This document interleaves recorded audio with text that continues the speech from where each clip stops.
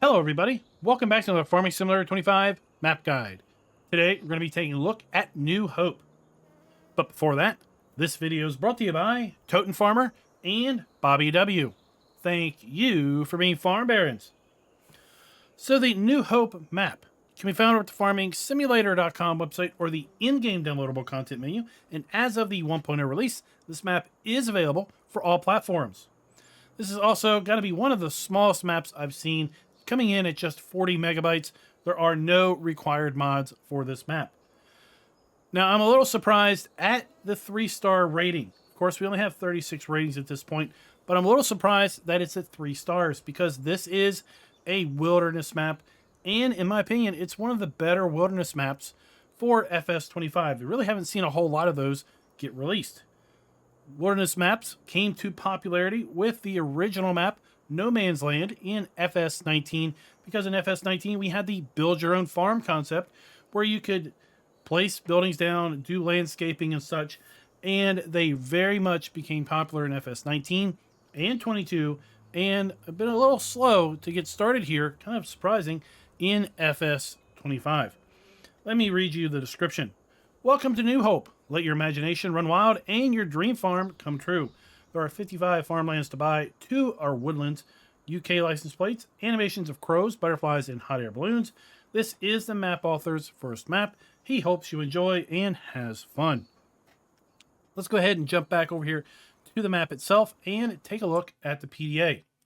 So, as I mentioned, this is a wilderness style map, and as such, the vast majority of this map is grasslands, and the map is divided up into viable farmlands. You can see we start by owning Farmland ID 4, Farmland ID 11. 11 has a field pre-placed. This map actually has 3 fields pre-placed, one on 11, one on 6, and one on Farmland ID 41. And our starting farm over here is a nice rectangle, and that's where we're going to find our starting machinery. And oddly enough, we don't have any buildings on our starting farm whatsoever, and the equipment is in a very interesting layout. I'll explain to you how I think and what I think that layout's from here when we get to that part of the map. All of the important bits are over here to the east. So we have our gas station, we have our primary sell point, we have a buy station for lime, we have our vehicle shop, we also have then our animal dealer with our buy station and our selling station. We have our only production on this map, the sawmill, and then we have a place to buy our liquid manure and solid manure. That's pretty much the entirety of this map.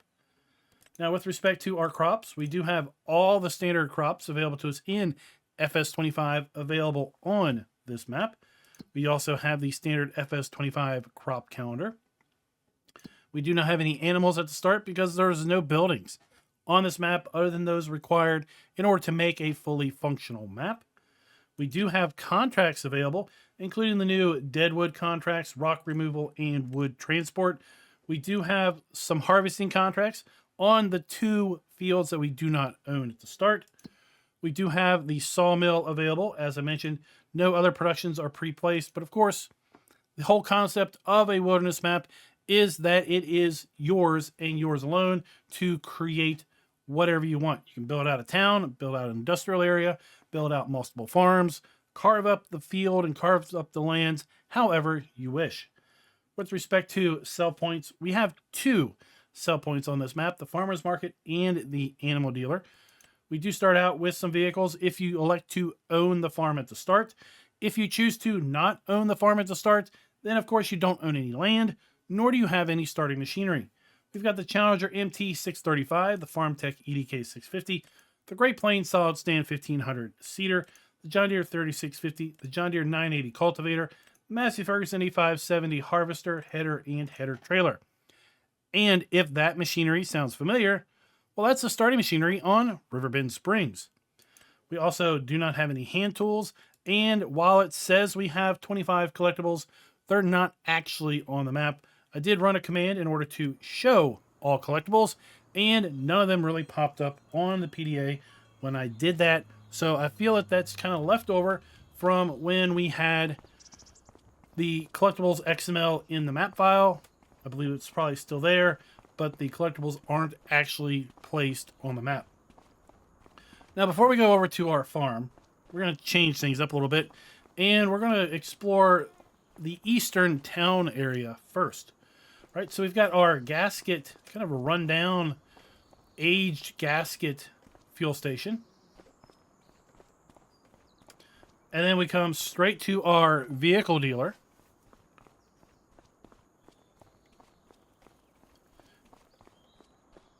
So we have our dealer trigger located here at the door. And let's go ahead and lease something. And you can see where our new vehicles are going to spawn. Probably an okay area for our vehicles to spawn, given this is a standard size map. And I was wondering, maybe, just maybe, since this is a wilderness map, maybe, just maybe, this could be the first 4X map to make its way to console. But no, sorry, it is just a standard size map.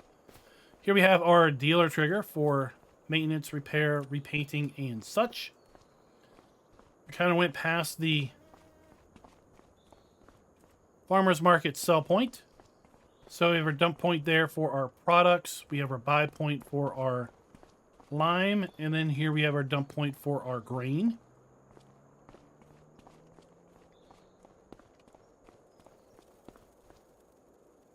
Continuing down the eastern side of the map here, we have our animal dealer. So we have our bale sell trigger.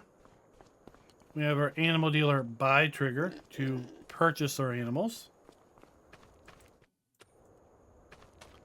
Diverting away a little bit from our animal dealer, we have our sawmill. So we have our spawn point for our production pallets. We have our interactive icon. We have our wood chip spawn point. And we have our dump point for our logs and our wood sell trigger. And then, of course, around the back of our animal dealer, we're going to find the buyable slurry and the buyable manure.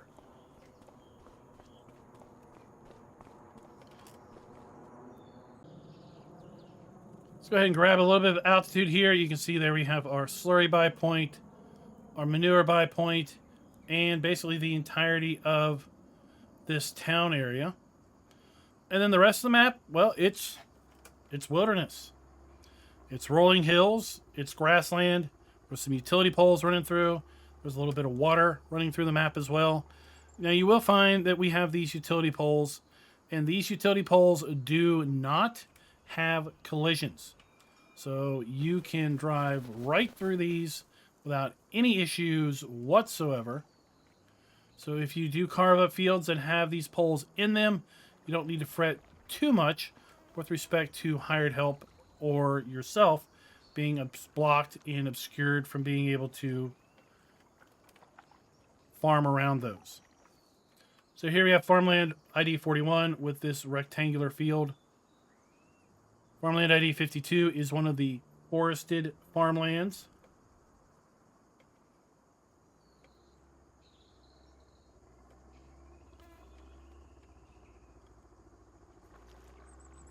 And then we make our way over here to Farmland ID 6, another field. And then Farmland ID 4. And it's all grass, but this is the farmland that we own at the start. And when I first loaded this map up, I thought, why on earth is this stuff just kind of scattered around? And then I realized it's not scattered around. This is exactly where the machinery, other than maybe the header not being on the trailer, this is exactly how the machinery is laid out on the base Riverbend Springs map, right? So we have our harvester and our header trailer under that big bale shed. We have the trailer under that small shed kind of at the entrance of the farm. The farmhouse would be right here, right? And then we had the big barn, and we had the tractor on one end of the barn. We had our seeder on the other end of the barn. We had our pallet or bag of seed. Then we had this tractor kind of around the side. So everything is set up as if it's Riverbend Springs, but this is definitely not where Riverbend Springs is as far as the farm located. I believe that's further in, but I might be a little bit mistaken about that. But I feel that it was a bit further into the middle of the map.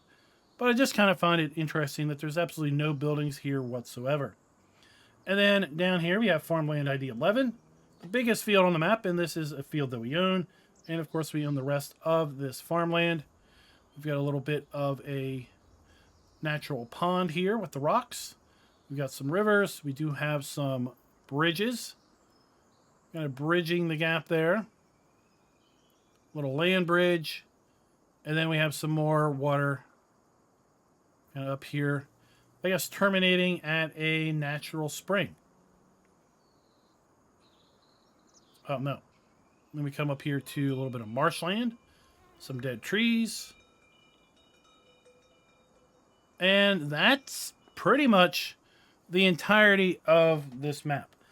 The beauty of wilderness maps is they can be whatever you want them to be. And the beauty of Farm Sim with wilderness maps, I feel, is the fact that you could take 50 people, give them this map. You take 10 people, give them this map, and give them 10 hours. And say, do something, make something. And in the end, you're going to have 10 save games that are absolutely, totally, completely different.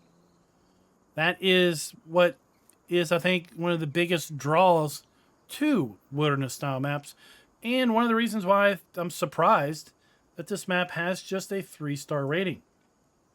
Maybe it was rated from some people that just don't understand wilderness maps. That's fine. But I do think that the rating is probably going to kick up once folks maybe see this video or realize what's going on here, because this is as close as we've seen a map to kind of the pinnacle of wilderness maps. That is the Farm Sim 19 version of No Man's Land. Don't know where Alien Jim is. I hope he's well, and I hope he's not done with Farm Sim, but I gotta wonder, maybe he's hung up his Farm Sim mapping prowess, because we haven't seen anything out of him, and it's been, well, we're going on 5 months, I think, close to 6 months since release of Farm Sim 25, and we've got well over 50 maps in our playlist at this point, so be a little surprised that we haven't seen anything from him yet, unless he's really hung up his Farm Sim mapping. And if that's the case, well, anyone waiting out for No Man's Land, well, this I think will be a very, very nice substitute. I'd like to hear your all's thoughts and comments down in the comments section below. And until next time, happy farming.